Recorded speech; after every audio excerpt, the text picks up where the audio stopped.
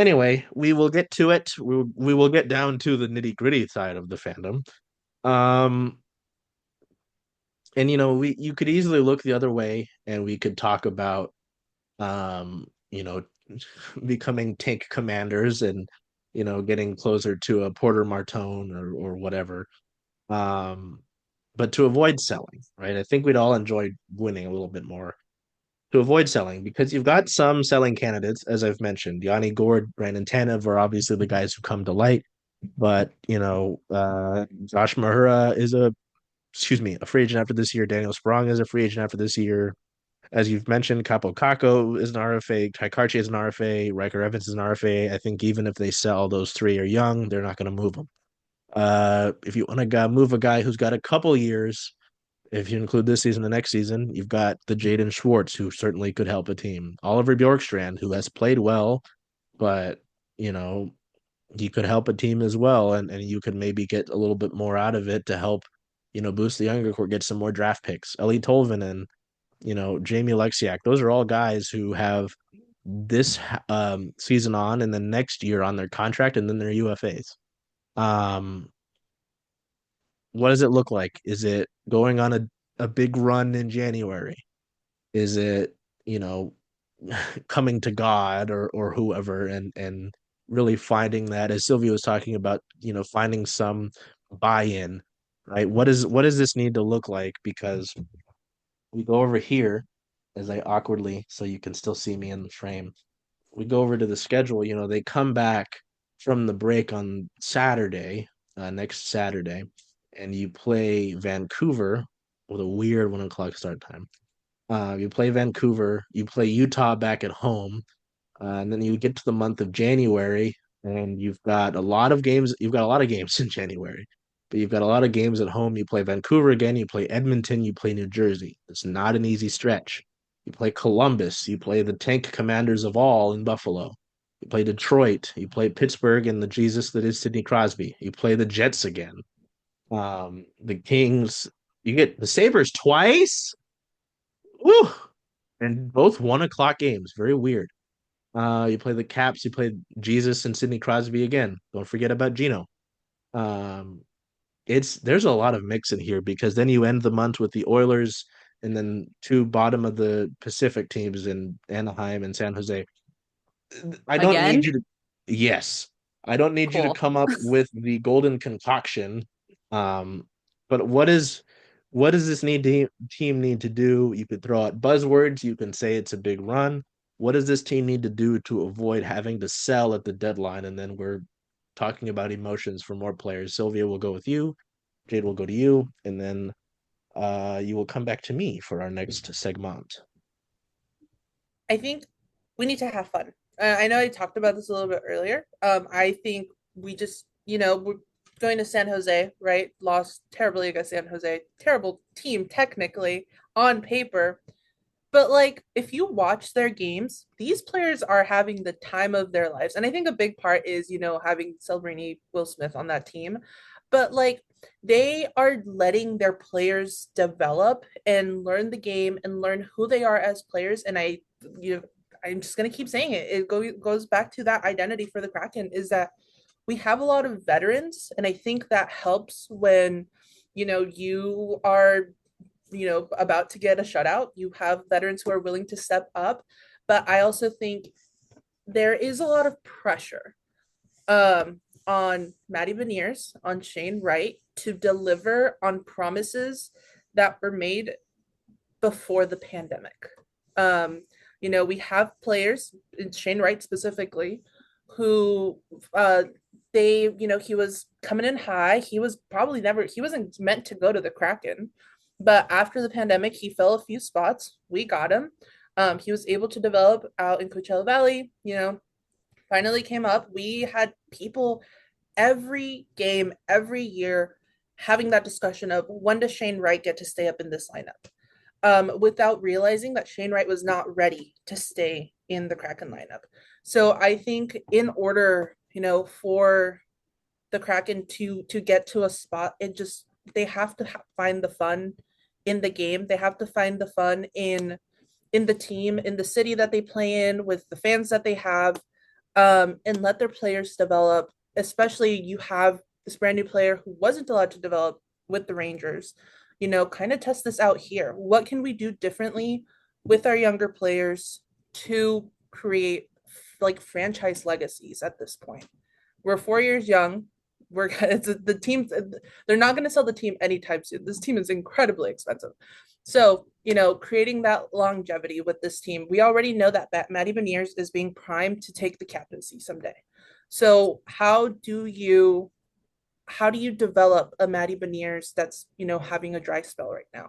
What do you, as Dan Bilesma, as the front office, do to ensure that your players aren't being burnt out on year four, especially these players that you are, kind of betting on to be your legacy players?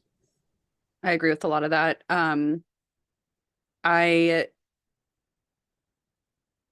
the team going back to the fun thing, the team needs some whimsy again because it's very unwhimsical currently. Whatever the anti-whimsy is how it feels. And we've touched on this a couple times, but Montour said they're not having, I can't remember the exact quote, not having fun essentially on the bench anymore. He said that normally there's like laughing and stuff. It's if you're watching a game and it pans to the bench, you can see the frustration visible in everybody's eyes. So I don't know. I don't know what the Kraken do to not be sellers at this point. I think that there's going to be, I don't know. I think last year was the trade deadline that they sent Wenberg to the Rangers. And I see at least one more move happening around the trade deadline if something doesn't happen before then. But yeah, I don't know. I'm feeling a little bit pessimistic, so I'm gonna leave it there. Oh, that makes sense. I think as simple as it may be, that's what Sylvia said and Jade agreed with is pretty accurate. I mean,